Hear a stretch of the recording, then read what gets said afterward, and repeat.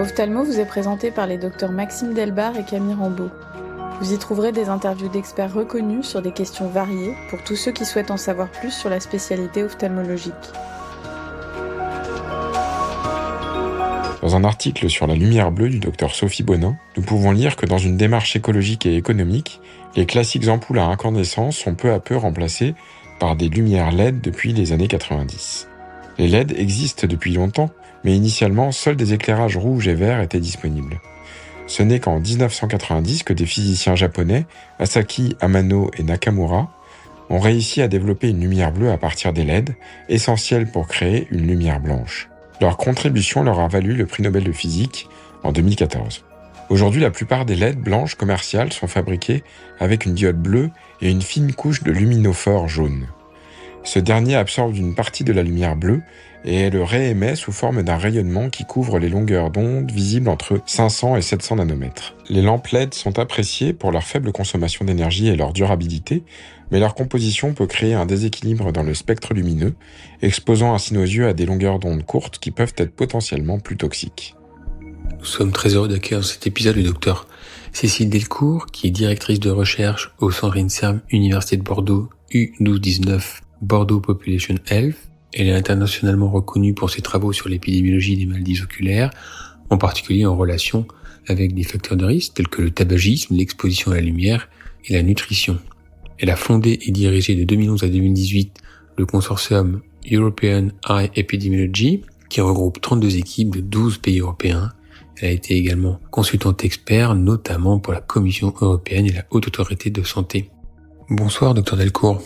Bonsoir à vous tous. Bonsoir, docteur Delcourt. Nous allons commencer par parler des études épidémiologiques. Alors, depuis 1995, vous dirigez 2 grandes études épidémiologiques sur la population menées sur le terrain, l'étude Paula et Aliénor. Est-ce que vous pouvez nous expliquer de quoi il s'agit ? Oui, bien sûr. Alors, donc en 95, j'ai mené cette première grande étude épidémiologique, l'étude Paula pour pathologie oculaire liée à l'âge. Donc, c'était la première étude de ce type menée en France. On a recruté près de 2500 personnes âgées de la ville de Sète, dans l'Hérault. Et le but de cette étude, c'était d'étudier justement les maladies oculaires liées à l'âge, principalement la dégénérescence maculaire ou DMLA, mais aussi la cataracte. Voilà. Et donc, on essayait de déterminer les facteurs de risque de leur fréquence de ces maladies et les facteurs associés à ces maladies, donc notamment tout ce qui était mode de vie, donc nutrition, tabagisme, et puis aussi effectivement au départ on était très intéressé par l'exposition au soleil, et c'est pour ça qu'on s'était mis, à l'époque je travaillais à Montpellier, donc on avait choisi une ville de taille moyenne proche de Montpellier, et on était aussi intéressé par la ville de Sète puisqu'il y avait les pêcheurs et les ostréiculteurs qui étaient professionnellement exposés au soleil. Et concernant l'étude Aliénor ? Ah oui, pardon. Et pour l'étude Aliénor, donc j'ai poursuivi mes recherches lorsque je suis arrivée à Bordeaux en 2006. On a reproduit une étude, disons, du même type sur la population âgée bordelaise, où on avait quand même beaucoup plus de données disponibles, avec notamment des données génétiques très poussées qui étaient disponibles dans l'étude mère de l'étude Aliénor, qui est l'étude des 3 cités. Des données nutritionnelles très poussées aussi, voilà. Et puis on a rajouté de l'imagerie en SDOCT, ce qui était une chose qu'on n'avait pas à l'époque de l'étude Paula. Donc on a continué à avancer sur la même thématique, sur les facteurs associés au vieillissement oculaire, dans l'étude Aliénor. Et ce sont des études qui sont encore en cours ou qui sont clôturées ? Alors l'étude Paula, elle s'est clôturée en 2003, donc ça date un petit peu. Et l'étude Aliénor, elle s'est clôturée cette année. Donc on va essayer d'ailleurs l'année prochaine de fêter la fin de l'étude Aliénor, parce que vous voyez, c'est de 2006 à 2014, 18 ans, à 2024, 18 ans de recherche sur nos personnes âgées, nos volontaires bordelais. Très bien. Alors quels sont les principes d'une étude épidémiologique et qu'est-ce qui les rend si compliqués à réaliser ?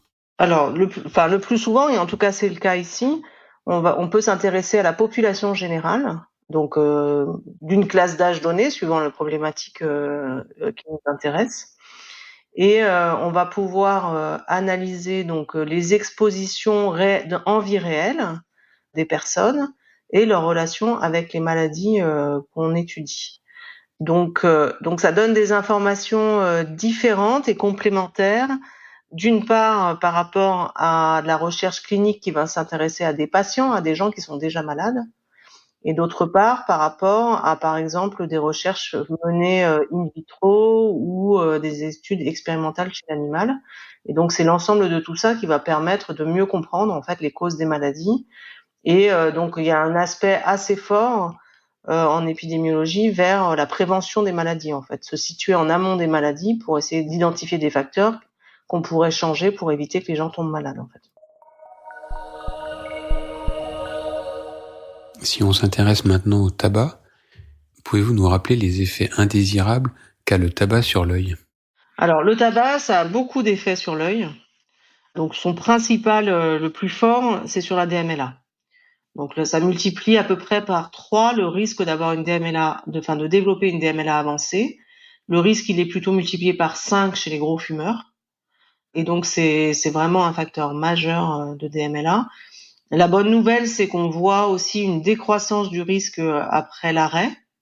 Et donc, ça, c'est vraiment encourageant pour les gens d'arrêter de fumer. Notamment, moi, ce que je recommande, c'est d'arrêter de fumer avant 50 ans parce que voilà, ça laisse 20 ans pour se débarrasser de tout le risque lié au tabac avant d'arriver dans les âges où se développe la DMLA de manière majoritaire.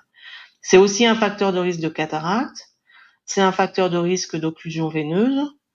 Et pour ce qui est du glaucome, il y a des données un peu contradictoires. Au départ, ça n'a pas été considéré comme vraiment un facteur de risque de glaucome, mais il y a un certain nombre d'études récentes qui montrent que justement ce serait plutôt a priori les gros fumeurs auraient tendance à avoir une évolution plus rapide du glaucome. C'est pas vraiment complètement consolidé, mais donc je pense que ce qu'on peut quand même retenir, c'est que ça, voilà, le tabagisme, ça a un très fort effet sur l'œil, un peu sur tous les tissus oculaires. Et que donc, alors c'est pas la seule raison de ne pas fumer, hein, bien sûr, mais c'en est une bonne. Et c'est vrai qu'à un moment, bon, ça fait longtemps qu'on le sait, hein, parce que justement, c'est vraiment les premiers résultats de l'étude de Paula à 7 dans les années 90. Il y a eu beaucoup d'études américaines, australiennes, européennes, qui ont conforté ces résultats. Et en fait, les Australiens, entre autres, l'avaient mis vraiment sur les paquets de cigarettes. Voilà, ça faisait partie des messages de santé publique. Ils considéraient que le risque d'être aveugle, c'était un argument important, à côté du risque de cancer, du poumon, de mortalité. Est-ce qu'il y a des études qui se sont intéressées au tabagisme passif? Il n'y a pas beaucoup d'études. C'est le tabagisme passif. La difficulté, c'est vraiment de mesurer l'exposition, bien sûr. Il y avait une étude très frappante il y a quelques années où ils avaient montré des effets du tabagisme passif sur le calibre des vaisseaux des enfants. Donc en fait, ça aurait tendance à démontrer qu'il y a un effet vasculaire rétinien dès le plus jeune âge, en fait. Et ça, c'était très impressionnant. Je crois pas qu'il y ait, enfin voilà, on n'a pas un corpus d'études très développé et je pense que c'est un peu un manque. Il faudrait développer plus d'études dans ce domaine. Mais c'est vrai que c'est pas très facile à mesurer. Par quel mécanisme le tabac va-t-il entraîner une DMLA, un glaucome ou augmenter le risque d'avoir une cataracte? La difficulté du tabagisme, c'est que c'est à peu près 5000 produits toxiques. Donc c'est pas facile de démêler dans tout ça quel est le plus important. Alors ce qui est sûr, c'est que le tabagisme, ça induit un stress oxydant et de l'inflammation systémique qui va se retrouver dans l'œil en fait. Un aspect assez spécifique, c'est le rôle du cadmium. Le tabagisme, c'est une source importante d'exposition au cadmium, qui est un métal lourd, neurotoxique, bien connu, et qui va en fait, notamment dans le cristallin, remplacer le zinc. Enfin, dans le cristallin et dans la rétine, il va remplacer le zinc qui est un cofacteur des enzymes antioxydantes. Donc, il va en fait inactiver les enzymes antioxydantes en remplaçant le zinc. Donc voilà, donc ça c'est assez bien démontré. Voilà, il y a probablement beaucoup d'autres effets de toutes ces. Enfin voilà, faut vraiment se rendre compte que quand on est fumeur, on s'expose à un très grand nombre de molécules toxiques qui ont des effets divers et variés, mais les mécanismes principaux passent certainement par par l'oxydation et l'inflammation. Merci. Oui, l'impact du tabac sur le risque d'avoir une DMLA, c'est absolument majeur. Ah oui, c'est très impressionnant. On s'y attendait pas, à vrai dire. C'est une surprise parce que c'est vrai que quand on a commencé dans les années 90, on connaissait vraiment rien sur la DMLA. C'était une maladie, voilà, qui était diagnostiquée depuis longtemps, qui était relativement peu fréquente, je pense, jusqu'aux années 90 et avec l'allongement de l'espérance de vie, en fait. Donc, c'est à ce moment-là qu'on s'est posé la question. C'est pour ça que les études épidémiologiques dans ce domaine sont nées, la plupart, enfin les toutes premières datent de la fin des années 80. Et à partir des années 90, il a commencé à y en avoir, voilà, en Europe, aux États-Unis, en Australie. Et effectivement, un peu naturellement, on tablait quand même beaucoup sur l'exposition à la lumière. Et on a été très surpris de ces effets du tabagisme qui sont ressortis très très forts, quoi. Très bien, nous allons maintenant passer à parler de l'exposition à la lumière. Oui. Et on peut commencer avec la lumière naturelle. Quelle est l'incidence des pathologies oculaires liées à l'exposition solaire ? Alors, l'exposition solaire, la partie la plus dangereuse de l'exposition solaire, c'est les ultraviolets, qui sont la partie la plus énergétique du spectre lumineux. Et donc, plus la lumière va être énergétique, plus elle va entraîner des modifications d'un peu toutes les molécules, c'est-à-dire aussi bien l'ADN, les protéines, les lipides. Donc évidemment, comme l'œil est directement exposé à la lumière et est fait pour absorber la lumière, il est fortement exposé aux risques liés à l'exposition lumineuse, au même titre que la peau. Donc en fait, ces ultraviolets qui sont la partie la plus dangereuse de la lumière, elle va surtout atteindre le segment antérieur de l'œil. Donc il y a des effets aigus très bien connus, donc notamment la kératite des neiges. Là, donc quand on s'expose au ski, on va avoir des atteintes de la cornée, on peut avoir des atteintes de la conjonctive avec le ptérygion, sauf erreur de ma part, c'est bien ça. Et en fait, et donc ça augmente l'exposition aux ultraviolets, augmente très fortement le risque de cataracte. Donc ça, le cristallin, donc ce qui absorbe sur le trajet de la lumière vers la rétine, ce qui absorbe les ultraviolets, c'est d'abord la cornée, ensuite le cristallin. Donc ces deux structures vont être très fortement impactées. Donc c'est vraiment une des causes principales de cataracte et surtout de cataracte corticale. Voilà. Donc ça, c'est très bien démontré. On l'a notamment montré dans l'étude Paula et reconfirmé dans l'étude Aliénor. Voilà. Alors au niveau de la rétine, par contre, en fait, donc la rétine est assez peu ou pas du tout exposée aux ultraviolets, un petit peu chez les enfants et ensuite chez les adultes plus du tout. Et donc finalement, sur la rétine, c'est là qu'on met en avant le risque lié à la lumière bleue, parce que dans le spectre visible qui atteint la rétine, c'est la lumière bleue qui est la plus énergétique. Donc c'est pour cette raison qu'on est particulièrement inquiet de l'exposition à la lumière bleue. Alors malgré tout, en fait, la relation entre l'exposition à la lumière, donc principalement visible et bleue, et la DMLA est assez toujours, discutée. Il n'y a pas une relation, en tout cas aussi forte que par exemple les ultraviolets avec la cataracte.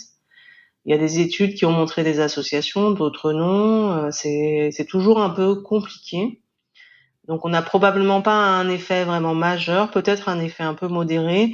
Et notamment, une des questions qui se pose, il y avait une étude il y a quelques années hollandaise qui avait montré une forte association avec les expositions professionnelles, donc peut-être effectivement des expositions très fortes et très longues.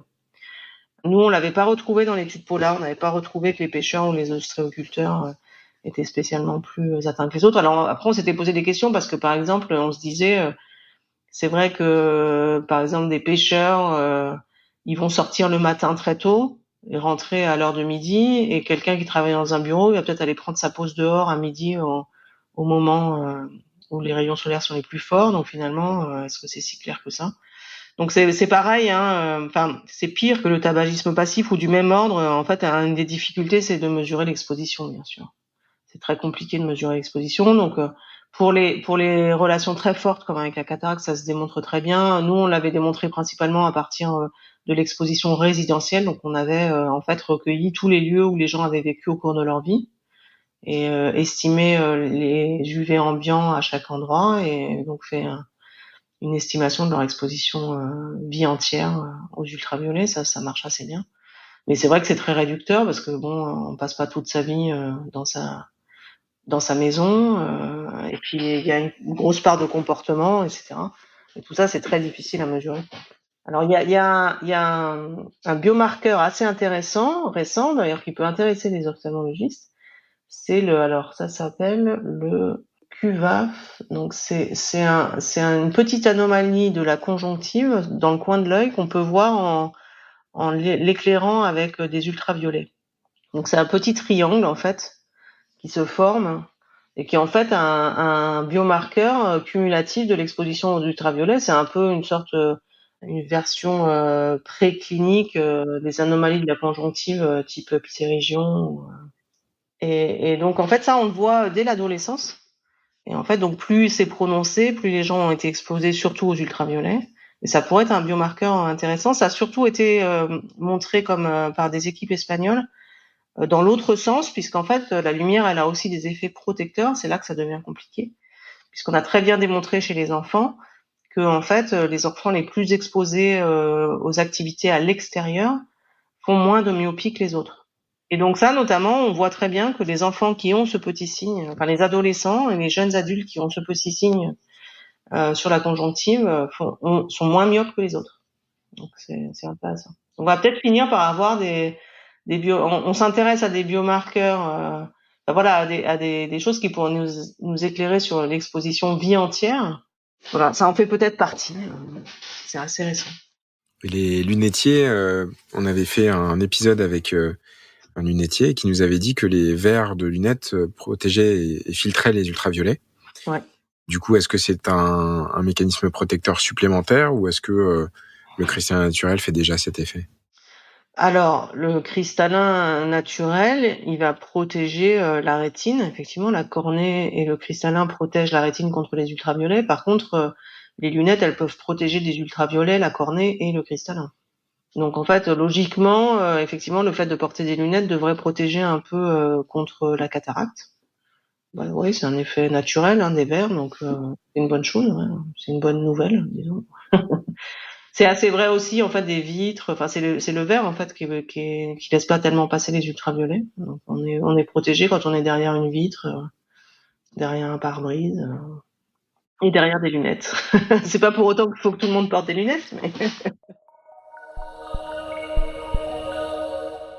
Ouais, alors justement, on parlait de lumière bleue, mais c'est quand même un sujet éminemment d'actualité, puisque maintenant tous les lunetiers, tous les fabricants de verres proposent des filtres lumière bleue. Ça avait été, il y a quelques années, une grande mode. Tout le monde, on prescrivait tous et on recommandait, les patients le souhaitaient, avoir des filtres lumière bleue.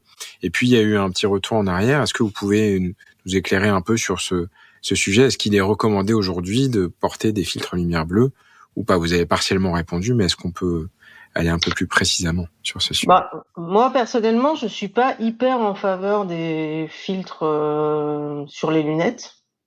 Parce qu'en fait, il filtre assez partiellement, parce qu'en fait, sinon on voit jaune. Hein. Donc ça, en plus, il faut faire attention aussi donc ça, en général, ils le font, parce que la lumière bleue, elle a aussi un effet favorable pour le sommeil et la dépression. Hein. Donc ça, et l'humeur, quoi. En fait, donc ça, on le connaît bien. Donc en général, ils filtrent pas dans la partie de la lumière bleue qui a des effets sur le sommeil et l'humeur. Donc en fait, le filtre, à ma connaissance, les filtres dans les lunettes, c'est quand même un filtre assez partiel. Après, l'autre sujet, c'est qu'effectivement, en fait, les effets de la lumière bleue sur l'œil, franchement, c'est hyper complexe. Donc nous, on a rédigé un article l'année dernière sur ce sujet qui fait un peu le tour de la question. C'est vraiment très compliqué, quoi. Il y a des effets potentiellement assez néfastes, hein, c'est sûr. Comme je disais, c'est la portion la plus énergétique de la lumière qui atteint la rétine. Alors, on a une protection naturelle grâce au pigment maculaire, surtout, qui filtre la lumière bleue, mais enfin, voilà. Faut pas l'oublier parce que le pigment maculaire, il est nutritionnel. Hein, c'est pas très difficile d'augmenter son pigment maculaire en mangeant un peu plus de légumes verts, d'œufs, etc. Et ça permet de se protéger naturellement contre la lumière bleue. Ceci dit, pour l'instant, c'est ce que je disais, on n'a pas démontré très fermement un effet nocif de l'exposition à la lumière bleue sur la DMLA ou sur le glaucome. Et chez les enfants, donc on était particulièrement inquiet chez les enfants à cause de leur cristallin très clair, qui laisse passer beaucoup la lumière, plus que chez les adultes. Et d'un autre côté, maintenant, il y a des études là qui sont, il y a des études chez l'enfant qui montrent que quand même la lumière est protectrice contre le développement de la myopie. Donc il faut peut-être pas trop les filtrer. Et alors sur le spectre, j'avoue, moi j'arrive pas du tout à me faire une idée parce que certains disent que c'est la lumière bleue est protectrice, d'autres disent que c'est la lumière rouge. Enfin, moi j'arrive pas du tout à me faire une idée. Mais c'est vrai que dans ce contexte-là, on n'a pas de preuves épidémiologiques super fermes. Chez les enfants, c'est particulièrement compliqué parce qu'il faut quand même pas trop leur couper l'exposition à la lumière. Il y a quand même un principe de précaution raisonnable sur le fait de pas trop s'exposer au bleu. Alors, si on veut aller vers des recommandations, disons que alors quand on est dehors, faut pas oublier quand même de s'exposer. Donc la lumière naturelle, ça fait partie de notre environnement. On n'a pas de raison de s'en priver. Il faut faire attention aux heures les plus chaudes en été pour les expositions aux ultraviolets. Ne pas oublier de mettre des lunettes de soleil. Et pour ce qui est des écrans, moi je plaide plutôt pour les filtres contre la lumière bleue sur les écrans, parce qu'en fait vous pouvez avoir des réglages pour avoir une lumière qui est pas trop bleue, avec aussi des réglages pour le soir sur les ordinateurs et sur les smartphones, qui permettent d'avoir des lumières plus jaunes dans la soirée, justement pour les phénomènes d'endormissement et d'humeur. Moi, je trouve que c'est déjà pas mal. Et après, ceux qui veulent, peuvent mettre des filtres sur leur lumière bleue, sur leurs lunettes. Je pense pas qu'on puisse vraiment trancher dans un sens ou dans l'autre. Mais par contre, j'irais pas recommander ça comme quelque chose d'indispensable sur les lunettes. Je pense pas que les preuves soient suffisantes. Finalement, là aussi, on s'attendait au départ à ce que la myopie soit plus liée aux activités de près, enfin, soit favorisée par les activités de près, donc lecture et on s'inquiète particulièrement des écrans chez les enfants et notamment des téléphones portables qui ont vraiment une distance de visualisation très faible.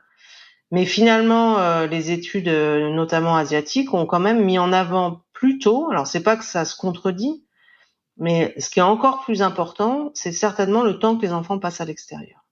Et donc ça c'est vraiment un facteur de protection qui a été démontré donc dans des études épidémiologiques de manière répétée, mais aussi dans des essais randomisés, où ils ont randomisé des écoles qui ont rajouté 40 minutes de temps passé à l'extérieur pendant le temps scolaire versus le standard, et les enfants au bout de 3 ans avaient moins de myopie, et même des programmes de santé publique, notamment à Taïwan, où ils ont réussi à inverser la courbe de myopie. Donc maintenant, la myopie diminue dans ce pays parce qu'ils ont imposé 2 heures par jour à l'extérieur pendant les temps scolaires, ce qui est beaucoup, hein.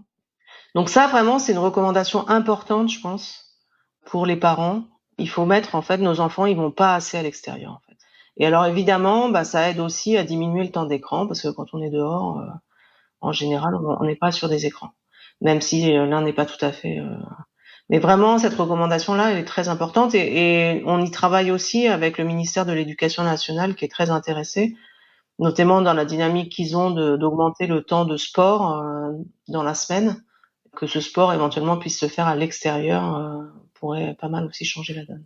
Est-ce qu'en France, il y a des études qui ont mis en évidence un gradient nord-sud, puisqu'on peut imaginer que les enfants qui vivent dans le nord de la France sortent peut-être moins à l'extérieur que ceux qui vivent dans le sud, tout simplement pour des raisons météorologiques. Ouais. C'est peut-être pas le cas, en réalité. Alors, on n'a pas encore beaucoup de données. Alors, on n'a pas du tout de données françaises. On a encore assez peu de données européennes. Donc, la plupart des données dans ce domaine, aussi bien les études épidémiologiques que les études d'intervention, sont asiatiques, du sud-est asiatique, de Chine, de Taïwan. Donc, le mode de vie de nos enfants est assez différent du mode de vie des Asiatiques. Donc, c'est important de mieux comprendre ce qui se passe chez nous. Et donc, nous, on va lancer une cohorte multicentrique l'année prochaine sur ce sujet, en fait, pour de mieux comprendre les facteurs associés avec le développement de la myopie et plus généralement le développement oculaire chez les enfants. Donc c'est une cohorte qu'on a appelée Clémence, pour cohorte longitudinale sur la myopie dans l'enfance. Et donc ça se passera en fait dans 7 villes françaises: Bordeaux, Nantes, Paris, Dijon, Strasbourg et Montpellier. Justement, on sera effectivement très intéressé de voir les différences entre le nord et le sud. On aurait bien aimé aller encore plus au nord de la France, mais pour l'instant, on n'a pas réussi à avoir de centre tout à fait nordique. Après, des fois, dans mon expérience personnelle, pour avoir vécu aussi au sud de l'Europe, paradoxalement, des fois, les gens du nord mettent plus leurs enfants dehors que les gens du sud. Ils sont plus résistants au froid, disons. Donc, des fois, les gens du sud ont tendance à penser qu'il fait toujours trop froid, trop chaud, etc. et mettre moins leurs enfants dehors que ceux du nord. Donc, c'est pas forcément, c'est pas forcément évident. Après, il y a la luminosité ambiante, par contre, qui va être différente, bien sûr. Et donc ça, c'est vraiment intéressant. Par exemple, ce qui est assez intriguant, c'est que il a même été mis en évidence des relations avec la saison de naissance. Donc les enfants qui naissent au printemps font moins de myopie par la suite. Donc on a l'impression que même des expositions hyper précoces peuvent jouer. Et donc effectivement, quand même, quand on est à Lille, on a beau être dehors, on n'a pas la même luminosité quand on est à Montpellier. Donc ça va sûrement être très très intéressant à étudier. Ouais. Et je pense pas que ça a été étudié avec des données assez précises. Là, nous, on va vraiment avoir la géolocalisation des enfants, tous les lieux où ils ont vécu et tous leurs lieux de garde et leurs lieux d'école pendant toute leur vie. Avec la géolocalisation, on peut avoir ensuite des estimations assez fiables et fines du spectre lumineux auquel ils ont été soumis. Et donc ça, je pense que ce sera très intéressant. On aurait pu imaginer qu'en comparant juste les prescriptions des corrections qui sont prescrites. Je crois que c'est le professeur Levéziel, Nicolas Levéziel, qui avait fait une étude sur la myopie. Je me souviens plus précisément, mais il avait travaillé un peu là-dessus déjà. Ouais, bien sûr, ils ont fait une très grosse étude dans des centres Point Vision, en fait. Et c'était dans 4 centres Point Vision. Je sais plus comment ils étaient localisés. Avec la problématique, c'est des enfants qui consultaient, donc ça a tendance à surreprésenter les enfants qui ont des problèmes. Mais effectivement, ça pourrait surtout être étudié aussi avec les données du Système national des données de santé qui sont disponibles. On aimerait le faire. En fait, pour l'instant, on ne s'est pas lancé, mais il y aura peut-être d'autres personnes pour le faire. Ça a l'air assez complexe. On a jeté un œil. Ça a l'air assez complexe la façon dont sont codés les remboursements de verre, mais dans l'absolu, c'est faisable. Et puis après, il y a le biais qui fait que les gens changent de région au cours de leur vie, et donc du coup ça. Voilà, c'est ça. C'est-à-dire que là, on a du coup, à travers le SNDS, on a leur adresse actuelle. Mais bon, c'est déjà intéressant. Par exemple, on a sorti il y a 2 ans, je crois, c'était la première étude sur la prévalence et l'incidence de la DMLA exhaustive en France sur la base du Système national des données de santé. Donc, je rappelle qu'il contient la totalité de la population française, 67 millions de personnes. Et on a montré effectivement une distribution géographique assez surprenante avec comme c'est très lié au mode de vie, donc la DMLA c'est lié bien sûr au tabagisme, mais c'est aussi très lié à la nutrition. Et donc on retrouve surtout en particulier le profil de diète méditerranéenne, donc qui est associé à peu près 40% de risque en moins de DMLA. Donc on s'attendait plutôt à avoir un gradient nord-sud, disons, parce qu'évidemment les gens du sud de la France suivent plus une alimentation méditerranéenne que les gens du nord, comme on observe pour le diabète par exemple. Et en fait, on n'observe pas du tout ça. On observe plutôt un risque un peu élevé en Bretagne, un peu dans le sud-est. Enfin, on ne sait pas trop à quoi rapporter cette distribution. Et ça va sûrement faire l'objet de futures études qu'on mènera avec des géographes de la santé pour nous aider. C'est hyper intéressant. Ne manquez pas la deuxième partie de cet épisode. Nous discuterons de l'impact de la nutrition et de la pollution sur la santé oculaire. Ophthalmo est disponible sur toutes les plateformes d'écoute. Si l'épisode vous a plu, laissez-nous un avis et partagez-le.